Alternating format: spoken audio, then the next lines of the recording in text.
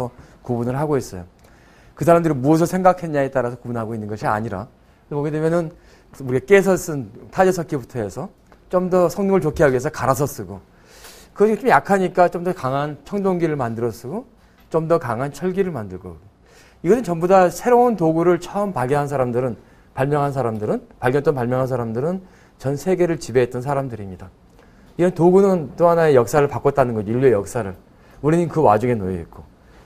자, 그러면 지금 우리는 어느 세대인가? 보게 되면은 철기를 벗어나지 못하고 있는 상태이지 하지만 지금은 우리는 굉장히 다양한 도구를 사용하고 있는 걸 알 수 있을 거예요. 뭐 반도체, 뭐 디스플레이, 다음에 뭐 광섬유. 다 이런 부분들이 없다면은 우리가 지금 항상 쓰고 있는 휴대폰이라든지 또는 뭐 노트북 컴퓨터 그 외에 여러 가지 모바일 기기들을 우리가 잘 활용하지 못하게 될 겁니다. 아마 모바일 기기로 머무는 게 아니라 아마 강의실에 커다란 장치로서 머물러 있을 수밖에 없는 그러한 장비일 수도 있게 돼요. 하지만 이러한 형태의 새로운 도구들이 발명되면서 우리가 굉장히 우리의 일상생활이 굉장히 편리하게 됐다는 것을 다 알고 있을 겁니다. 한번 몇 가지 예를 살펴보게요. 아직까지 화학공학 이야기는 아닙니다.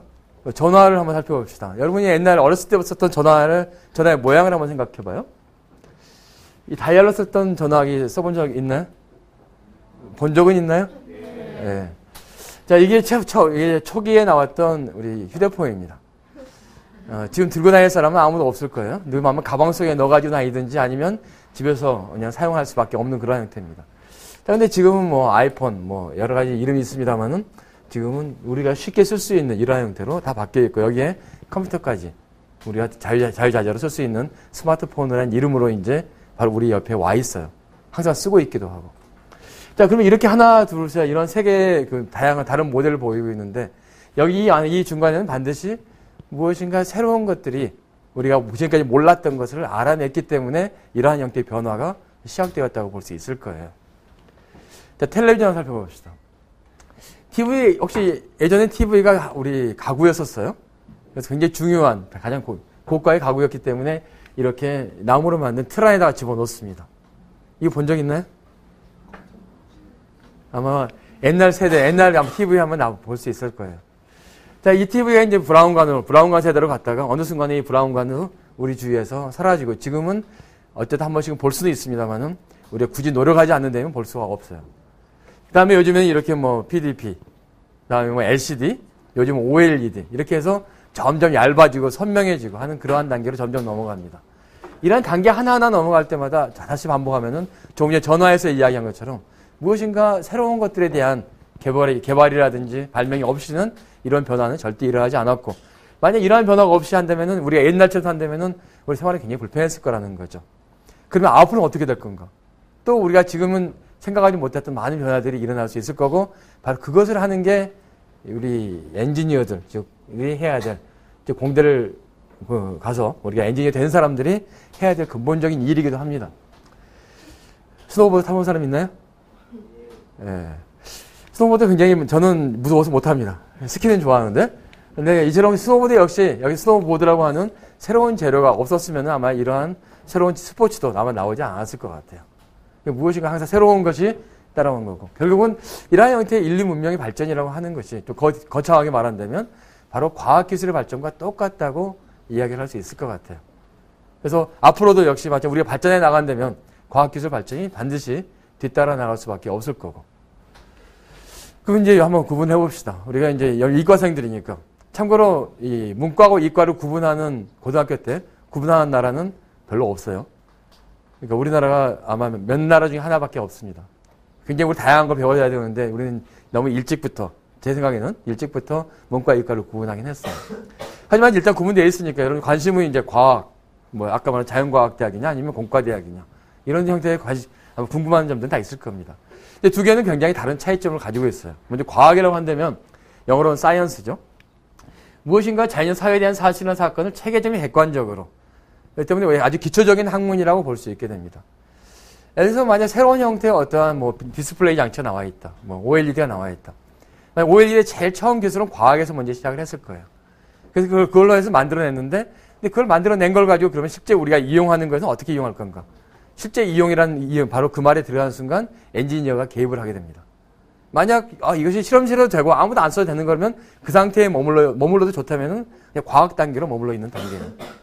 그렇기 때문에 만약 실용화되고 무엇인가를 일을 펼쳐나가고 싶고 큰 일을 하고 싶고 한다면은 엔지니어링이 굉장히 매력적이라는 거죠. 공학이라고 하는 것은 바로 자연과학 및 기초학문을 이용하여 여기서부터 인간의 유용한 물질 및 환경을 연구하는 학문이 바로 공학의 정의로 되게 됩니다. 뭔가 실질적인 일을 하고 싶다 그러면은 공학을 하면 되는 거고요. 난 그거보다는 아주 기초적인 거, 남들이 모르는 걸 잘 찾아보고 싶고 책상에 앉아서 오랫동안 앉아있고 싶고 밖에 뛰어다니는 것보다 그렇다면은 자연과학에 좀 더 맞다고 볼 수 있을 거예요. 물론 저는 공학이니까 공학이 좋다고 이야기를 하겠지만은 자, 그러면 이제 좀 더 해도 이런 공학을 하는 사람들은 도대체 어떠한 사람들인가? 만약 여러분들이 공대를 졸업하고 공대를 가서 졸업해서 만약 사회에 나간다면 여러 가지 형태의 일을 할 수 있을 텐데 그건 뭐 이제 주로 하는 일, 여기서는 바로 어느 관학 구분이 없습니다. 공학이라고 하는 거. 여기서 제일 처음에 우리가 해야 되는 일은 아까 말한 대로 새로운 도구의 발견이라든지 어떤 새로운 것들의 어떤 발견이나 발명이 따르지 않아서는 변화가 없기 때문에 먼저 그러한 변화를 찾아내려면은 관찰을 잘 해야 돼요. 과연 이것이 문제가 있는가 없는가. 한번 예를 한번 들어볼게요. 여러분 지금 휴대폰이나 스마트폰 갖고 있는 사람들 그럼 똑같습니다만은 그 문제가 있나요 없나요? 지금 갖고 있는 상태가 굉장히 만족스럽나요? 아니면 불만족스럽나요? 뭐가 제일 불만족스러운 건가요? 값이 비싼 건가요? 여러 가지가 이유가 있습니다. 값이 비싼 건 불만족스럽죠. 부모님이 안 사주는 거? 그것도 크죠. 또 뭐 있나요? 배터리 수명이 좀 짧지 않아요? 네. 이게 제일 큰 거 같네요. 네, 이런 형태로 우리가 현재 지금 고장이 나서 고쳐야 되는 것이 문제가 아니라 만약 우리가 관찰해보고 우리한테 불만족스러운 게 문제입니다. 그러면 불만족스러우면 고쳐 나가야 되는 거죠. 여러분 쓰고 있는 이 배터리는 휴대폰의 배터리, 전 배터리 전공입니다. 보면은 뒤에 혹시 몇 볼트라고 새겨진 거 혹시 아나요? 지금 확인하려면 아이폰 있는 사람들은 확인할 수가 없고 다른 것들은 배터리를 3.7V입니다. 여러분 원통형의 건전지는 얼마인가요? 원통형의 배터리는 몇 볼트죠? 1.5V라고 적어져 있어요. 이게 3.7V라고 적어져 있고 이 볼트는 궁극적으로 에너지입니다. 그래서 만약 이 리튬 이온 배터리는 일본 소니에서 제일 처음 개발했는데 만약 이 배터리 개발되지 않았으면 우리 휴대폰의 크기는 아마 여러분 가방에 넣고 다녀야 될 거예요. 현재 그것이 개발됐기 때문에 바로 우리가 이 배터리를 작게 만들면서도 오랫동안 쓸 수 있게 만들어집니다. 그 오랫동안이 바로 하루 정도 되죠. 친구한테 연락 안 오면 이틀도 쓸 수 있습니다만 연락 오고 전화하면 우리가 뭐 하루를 못 쓰는 경우도 있죠. 좋아하는 야구 경기하면 반나절 쓰고도 끝나버릴 수가 있습니다. 그걸 관찰하는 게 계속 문제예요. 배터리가 좀 더 수명을 더 했으면 더 가졌으면 하는 그런 것들이 발견되게 됩니다. 관찰을 해요. 그래서 관찰 뭐가 문제인가? 우리한테 필요한 게 무엇인가? 여러 사람들이 다양한 관점을 보는 거죠.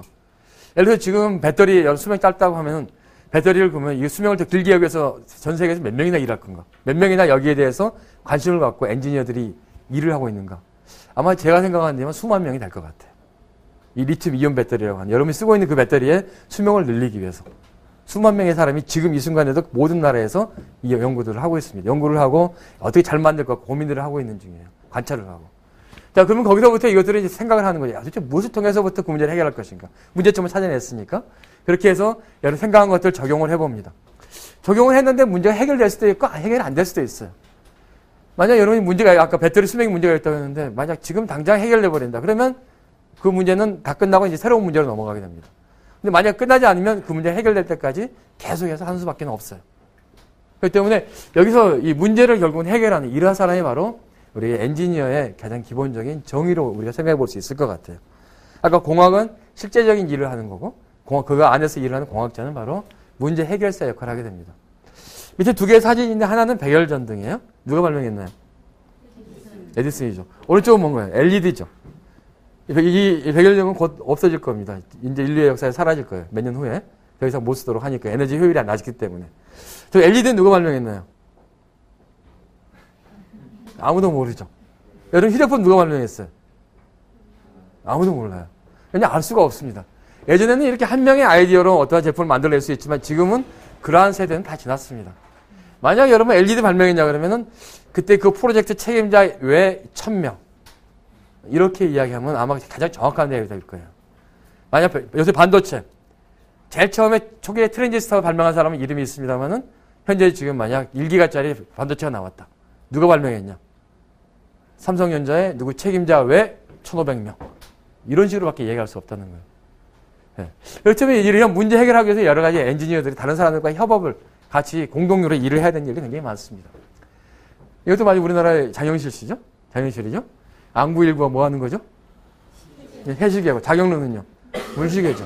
무엇인가 관찰한 겁니다. 시간에 대해서 이 시간을 하루를 쪼개보자 했을 때 이들을 항상 시간 알아볼 수 있도록 해시계, 물시계를 통해서부터 정확한 시간을 파악하려고 노력했던 거죠. 관찰을 해서 문제를 해결하려고. 그게 바로 엔지니어가 해야 되는 일들이라는 거죠.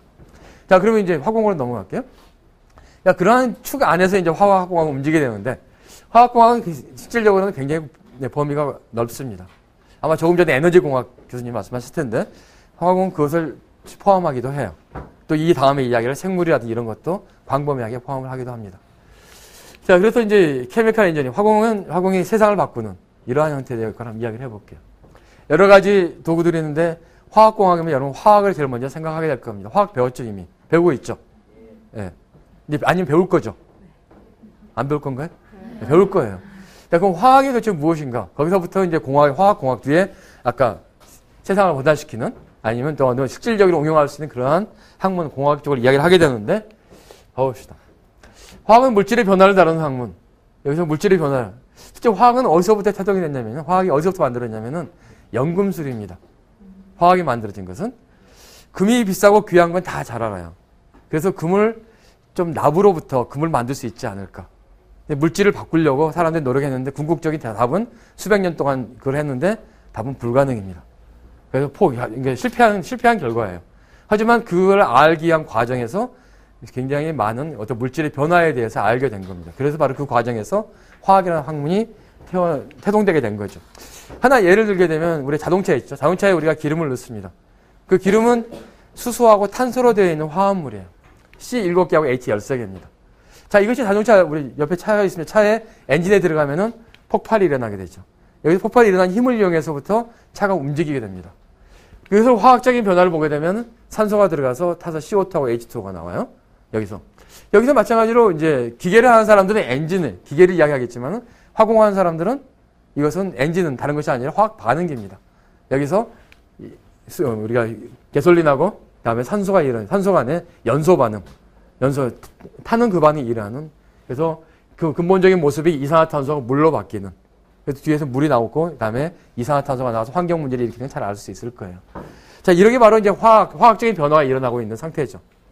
자, 그러면 이제 화학공학이라고 하는 것은 바로 이런 화학적인 변화를 통해서부터 어떠한 각종의 에너지 자원을 개발한다든지 어떤 재료를 개발한다든지 또는 생명에 관련된 의약품을 제조한다든지 식품이라든지 이러한 광범위한 것들을 포함하고 있는 게 바로 우리가 이제 화공이 하고 있는 가장 기본적인 역할입니다. 좀 더 구체적인 건 조금 이따 이야기를 할게요.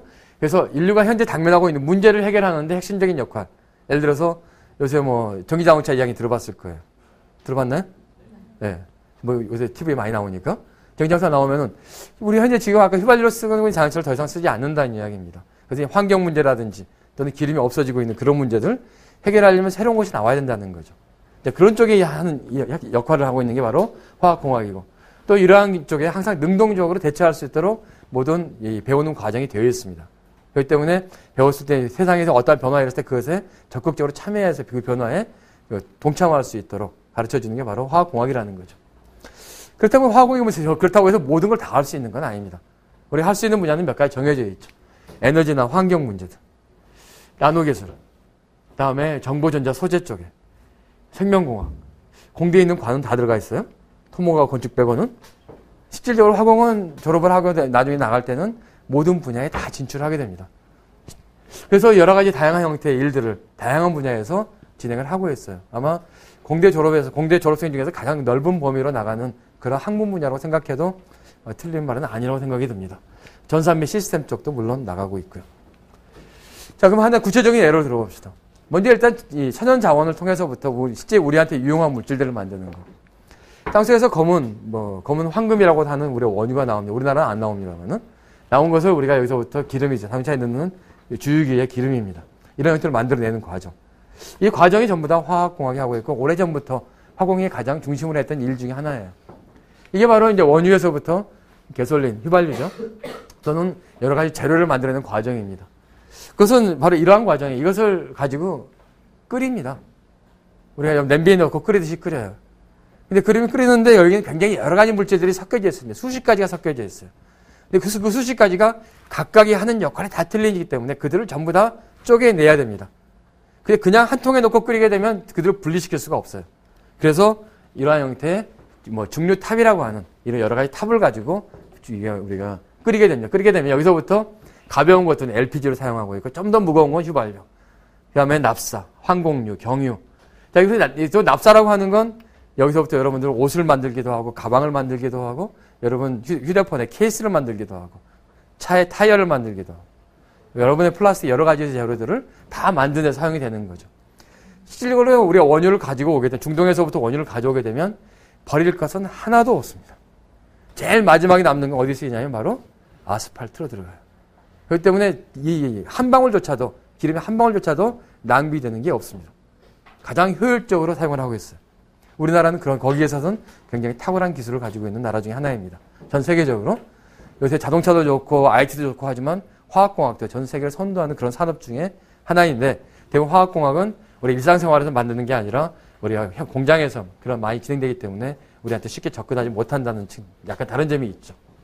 자, 그러면 이런 원유에서부터 이러한 여러 가지 이 공장들에서부터 여러한 이 제품들을 분류를 해내서 거기서부터 원유를 만들기도 하고 섬유라든지 또는 타이어 이런 형태를 만들어내기도 하고요. 또 거기서부터 어떤 환경에 관련되는 그 과정에서 나오는 이런 환경적인 문제라든지 여러분 서울이나 인천 공기 맑습니까? 좀 약간 공기가 좀 깨끗해져야 된다는 필요를 느낍니까? 필요를 느끼죠. 바로 이제 그러한 쪽의 일들 문제가 있으면 해결하는 게 엔지니어고 그 해결에 참여할 수 있는 게 바로 화학공학이 할 수 있는 역할이라는 거죠. 환경 문제에서. 식품 역시 마찬가지예요. 식품의 가공 쪽은 전부 다 케미컬 체인지예요. 화학적인 변화입니다. 여기서 의약품 만드는 과정, 전부 다 의약품은 화학적인 과정을 통해서 만들고 있어요. 그래서 의약품에 관심 있는 사람들은 화공을 배운다면 나중에 의대 쪽으로 가면 돼요. 의학 쪽을. 그쪽으로 더 공부하면 되는 겁니다. 자, 또 하나 재료 쪽에 봤을 때는 우리가 모래의 주성분은 실리콘하고 산소가 결합되어 있는 화합물이에요. 자, 여기서 실리콘을 딱 떼내면은 이제 모래 같은 경우 이제 이 실리콘 웨이퍼가 되죠. 여기서 실리콘을 이렇게 무처럼 만들어서 자릅니다. 그래서 디스크로 만든 게 웨이퍼라고 하죠. 웨이퍼를 가지고 반도체를 만들고. 물론 반도체 회로를 설계하는 건 화공은 못합니다. 그것은 전기전자하는 친구들이 해요. 자, 그것들을 만들어내는 과정은 바로 이러한 모든 재료의 변환 과정입니다. 자, 이러한 쪽은 아까 재료의 화학적인 변환 과정이기 때문에 화공을 나왔을 경우에 이런 일에 참여할 수 있게 되는 거죠. 자, LCD 글래스는 우리가 유리죠. 유리의 주성분은 바로 모래입니다. 이게 투명하죠. 이건 투명하지 않지만 그래서 여기는 투명할 수 있도록 여러 가지 물질을 같이 섞어놨어요. 그렇기 때문에 여기서부터 요리 만들어내는 과정 이 역시 마찬가지로 전부 다 화학적인 변화이고 화공해야 되는 그런 분야이기도 하죠. 자, 디스플레이 쪽 역시 마찬가지입니다. 디스플레이는 투명이죠.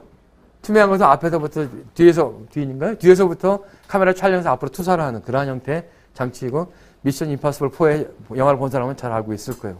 공부하느라고 못 봤겠지만 혹시 본 사람들은. 그래서 이러한 형태의 디스플레이 또는 일렉트로닉 페이퍼 휘어질 수 있는 디스플레이라든지 또는 이러한 배터리 문제들. 다음에 나노테크놀로지 굉장히 작은 미세의 구조를 만들어내서 그걸 이용하려고 하는 것들. 패스 처리. 그다음에 태양으로부터 에너지를 이용하는 거. 이런 쪽들이 우리가 화공에서 관련된 그런 분야라고 생각해 볼 수 있을 거예요. 자, 그럼 몇 가지 구체적인 예로 환경 문제하고 에너지 문제를 간략간략 한번 이야기를 해볼게요. 화공에 할 수 있는 것들을. 지구온난화. 아까 휘발유를 태우게 되면 CO2가 나온다고 그랬습니다. CO2는 이렇게 태우는, 에너지를 태우는 과정에서 CO2는, 여기는 탄소를 태우는, 석탄을 태우는 과정 CO2가 나오게 되고, CO2가 발생하면 지구 온도가 올라가게 되고, 지금 5월달에 굉장히 덥습니다. 지구 온난화의 하나의 영향일지도 몰라요. 아직은 저는 정확한 이유는 잘 모르겠습니다만은, 항상 몇 시간이 지나게 되면 이유가 나오기 때문에. 자, 근데 여기 보게 되면 가장 먼저 희생자가 우리는 북극곰이라는 이야기를 하죠. 왜 북극곰이죠? 얼음과 얼음 사이 거리가 먼 거죠. 그래서 수영을 한 다음에 얼음 위로 올라와야 되는데 얼음이 별로 없으니까 결국 수영을 하다가 익사를 할 거라는 그런 이야기입니다. 지구온난화에. 이러한 문제점들이 있게 되면 CO2를 그걸 만들어내지 말아야죠. 자, 근데 석유나 석탄 같은 화석연료였을 경우에는 CO2가 나올 수밖에 없습니다. 거기에는 카본이 포함되기 때문에 연소하는 과정에서. 자, 그러면 그 대안으로 나오는 게 바로 전기자동차죠. 요즘 나오고 있는 거. 이거 휘발유를 하는 것이 아니라 전기로 가고 있는 거죠. 그래서 차에 기름을 넣는 곳에 기름이 아니라 코드를 뽑아내서 충전을 하는 그러한 형태의 연구들을 많이 하고 있습니다. 아직 이야기만 하고 있지 우리 주변에서 보지는 못하죠. 본 적은 없어요. 아직 그 이유는 바로 차에 도로에서 굴릴 만큼 아직은 기술이 덜 돼 있다는 겁니다. 아마 여기서 기술이 아까 말한 많은 사람들이 연구를 하고 있고 개발하고 있기 때문에 이게 성공이 되게 되면 어느 순간에는 우리 도로에서 볼 수 있겠죠. 만약 실패하면요. 계속 못 볼 겁니다. 네. 그것이 바로 그 실패를 두릅쓰고 해야 돼. 우리가 그것을 감수하면서도 해야 될 일들이 바로 엔지니어들이 해야 될 일들이에요. 모든 일을 성공할 수는 없으니까. 하지만 그렇다고 해서 실패가 두려워서 일 안 할 수도 없으니까. 그래서 항상 그런 좀 도전적인 그러한 일들에 관심 있는 사람들은 엔지니어링이 굉장히 좋은 선택일 것 같습니다. 이쪽은 여러분 리튬 이온 배터리예요. 리튬 이온 배터리 충전하는 과정이고요. 여기서 방전하는 과정. 현재 여러분 주머니에서 휴대폰에서 현재 이용하고 있는 과정입니다. 중간에 리튬이 왔다 갔다 하기 때문에 이 리튬을 이름을 따서 리튬 이온 전지라고 이야기를 하고 있죠. 자, 이러한 전기장치는 결국은 전기를 사용하게 되는데 전기 중에서 특히 뭘 쓰냐면은 여러분 어떤 원자의 구조를 봤을 때 가운데 핵이 있고 주변에 뭐가 돌고 있나요? 전자가 돌고 잘 알고 있습니다. 전자는 이 화학적인 변화에서 항상 전자의 이동이 따르지만은 여기서 이 에너지 관점에서 봤을 때 전자는 일을 할 수 있는 능력을 가지고 있어요. 혹시 여러분 주례 법칙 기억합니까? 물리에서 1쿨링의 전하가 1볼트의 전위차에서 하는 일의 양이 1줄이라고 하는 거 혹시 중학교 때 배웠나요? 지금 배우고 있나요? 아니면 배울 건가요? 언젠가 배울 겁니다. 고등학교 졸업하기 전에는. 네. 바로 이때 전자라고 하는 게 바로 일정의 전하량을 가지고 있습니다. 그리고 이들이 어떠한 전압차에 이동할 때 일을 할 수 있어요. 그래서 이 전자가 할 수 있는 일을 이용한 게 바로 여러분의 배터리입니다. 배터리는 현재 지금 전자들이 열심히 일을 하고 지금 다 대기 모드에 있을 거예요. 지금. 그럼 전화가 오면 이제 울리겠죠. 그럼 전자가 더 많이 나옵니다. 전자가 더 많은 일을 하게 되죠. 자, 그렇게 하는 것과 그 전자가 하는 일은 또 다른 관점에서는 전기장치 중에 하나는 연료전지 자동차라고 있습니다. 혹시 들어봤나요? 네. 연료전지 자동차는 수소를 가지고 해요. 이 수소는 여러 가지 통해서 만들 수 있지만 우리가 물에서부터 수소를 만들어낼 수가 있습니다. 아직 이 기술 역시 아주 확립된 기술은 아니고 지금도 계속 개발하고 있는 기술이에요. 그래서 기아 자동차 모하비라고 하는 차입니다. 여기에 지금 퓨얼셀이라고 해서 연료전지 자동차예요. 현재 우리나라의 현대기아에서 만든 30세대의 차가 오늘 또 지금 돌고 있습니다. 도로에서 테스트 중에 있어요. 그래서 만약 여러분 운이 좋으면 길거리 가다가 FC EV라고 적은 차를 언제든지 볼 수 있습니다. 인천 쪽에도 몇 대가 돌아다녀요. 자, 이쪽을 보게 되면 수소에서부터 한번 봐봅시다. 수소가 와요. 수소가 와서 쪼개집니다. 그리고 전자를 내놔요. 그럼 전자가 일을 하죠. 일을 하고 이쪽으로 넘어갑니다. 이제 이번에는 오른쪽으로 가봅시다. 이쪽은 산소예요. 산소는 공기 중에 언제든지 구할 수 있습니다. 자, 여기서 전자가 넘어가고 수소 이온이 넘어가고 산소가 만나면 여기서 뭐가 만들어지면 물이 만들어지죠. 결국은 물을 분해해서부터 수소를 만들고 수소하고 산소를 다시 반을 통해서부터 물을 만들면서 전기 에너지를 만들어내는 게 바로 연료전지입니다. 그래서 연료전지 자동차가 현재 지금 이용이 되고 있고 현재 지금 기술 개발하는 중에 있죠. 자, 이러한 것들 근거로 해서 화공은 아까 두 가지의 환경 문제 그걸 해결하기 위해서 전기 자동차 이야기를 꺼냈습니다만은 이런 포함을 해서 환경 에너지 반도체 이러한 여러 가지 분야에 일을 하고 수 있는 게 바로 화학공학이 하는 일로 우리가 이야기해 볼 수 있을 거예요. 그래서 정리를 해보게 되면 백열적인 예를 들었습니다만 뭐 관찰을 하고 생각을 하고 여기도 화학적인 관점이 들어가겠죠.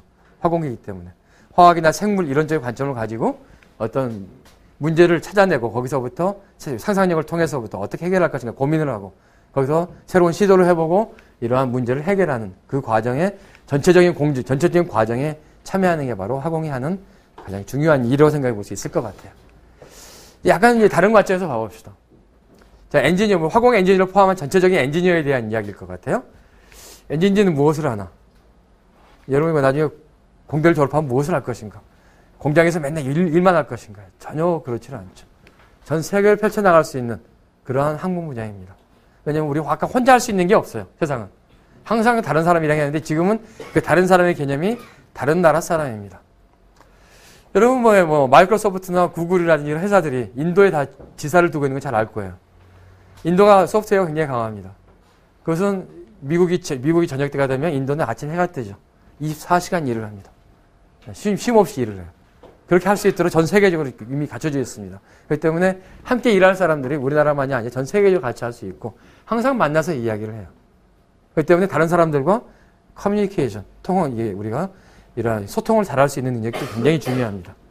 그래서 엔지니어에 필요한 능력은 실질적으로는 어떤 여러분이 화학, 공학, 수학 이런 것뿐만이 아니라 그것은 많이 필요한 것 중에 기초적으로 갖춰야 될 것이고 그 이외에 아까 우리가 이과로 구분하는 게 많지 않다고 그랬었는데 인문학이라는 여러 가지를 우리가 갖춰야 될 거라는 거예요. 그래서 저는 오히려 여러분한테 책을 많이 읽으라고 권하고 싶어요. 제가 몇 명의 예를 들어볼게요. 혹시 이 사람 아나요? 앤디 그로브라는 사람. 앤디 그로브라는 사람은 화공을 한 사람인데 여러분 컴퓨터 안에 인텔이라는 회사 알아요? 컴퓨터 칩 만드는 회사죠. 인텔 창업자입니다. 인텔 창업자가 전자공학을 전공한 사람이 아니라 화학공학을 전공한 사람이에요. 오른쪽 사람은 누군가요? 제기 웰치는 누구죠? 제너럴 일렉트릭이라고 하는 세계에서 가장 우량한 회사의 회장을 바로 이 전 회장이죠. 이 사람 역시 화학공학을 전공한 사람이에요. 네? 제너럴 일렉트릭을 만약 번역을 하면 무슨 회사인가요? 제너럴 일렉트릭 번역하면 일반전기입니다. 회사 이름이 일반전기예요. 에디슨이 세운된 회사입니다.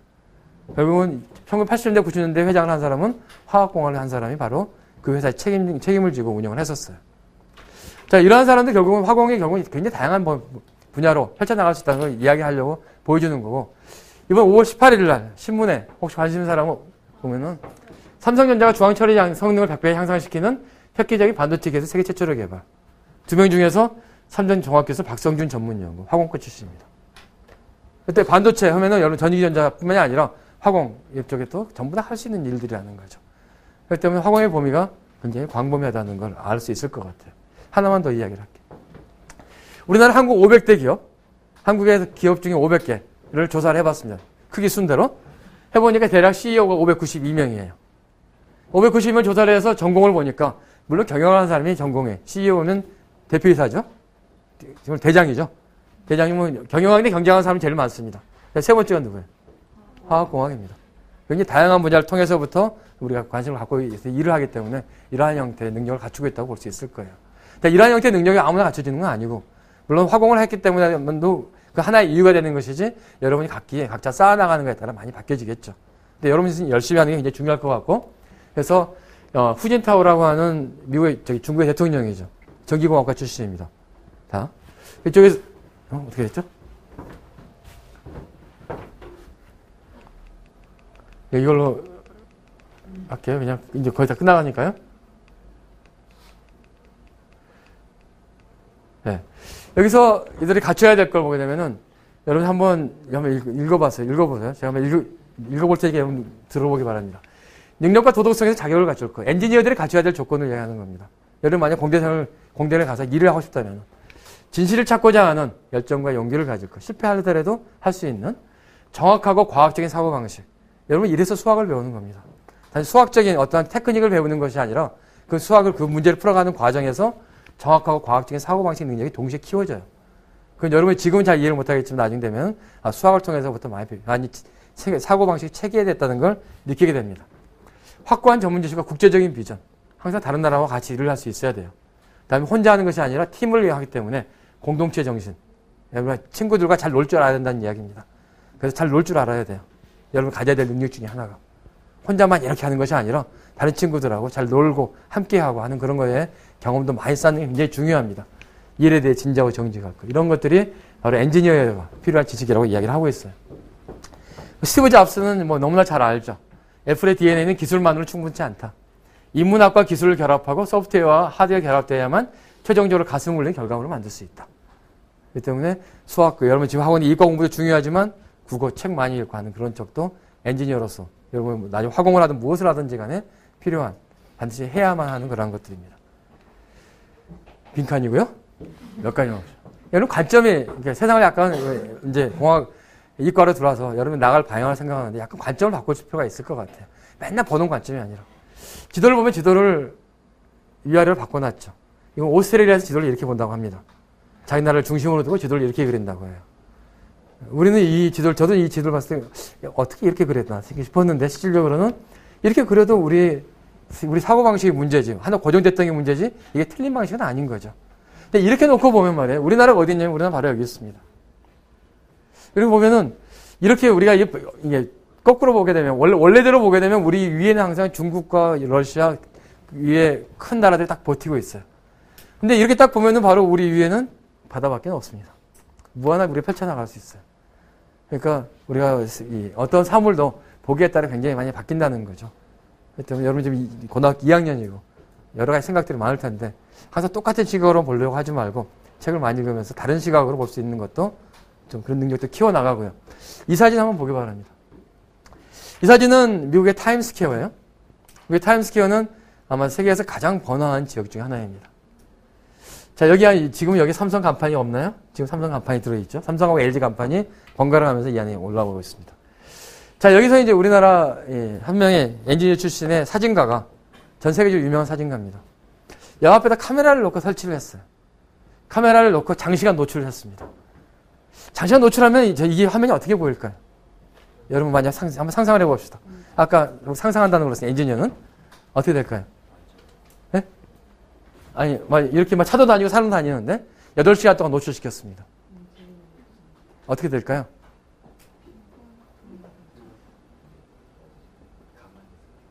이 모습 그대로 있을까요? 아니면 어떻게 될까요?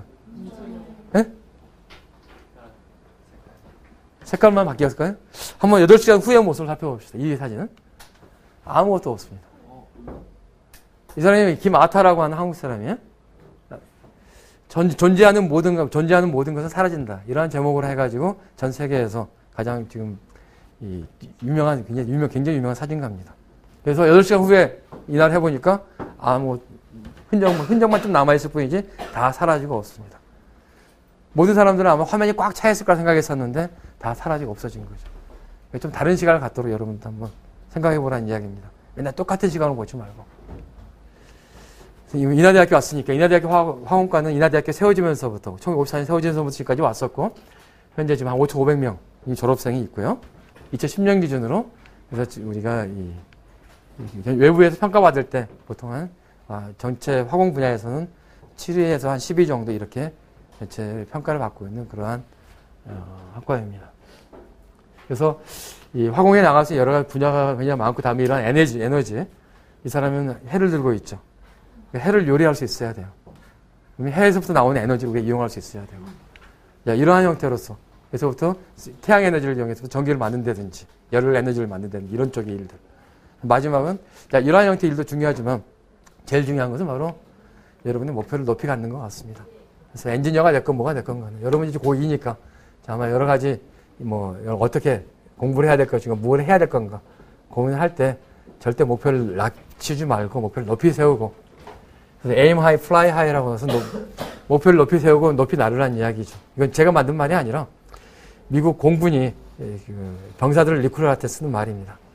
근데 이 말이 굉장히 좀 동감하는 게 많아요. 저 개인적으로는. 그래서 높이 목표를 세웠을 때 여러분 높이 날 수 있지. 여러분이 세운 목표가 낮으면은 그보다 더 낮게 날 수밖에 없습니다. 그래서 목표를 높이 세우고 이왕이면 화공과에 관심이 있으면 화공에 높이 세우고 여러분 화공에 대해 화학이나 또는 수학이나 그 두 개는 아직 기본이 되는 것이니까 그쪽에 공부를 하면서 그다음에 다른 분야에도 관심을 많이 갖고 여러분 고등학교 생활 충실했으면 좋겠습니다.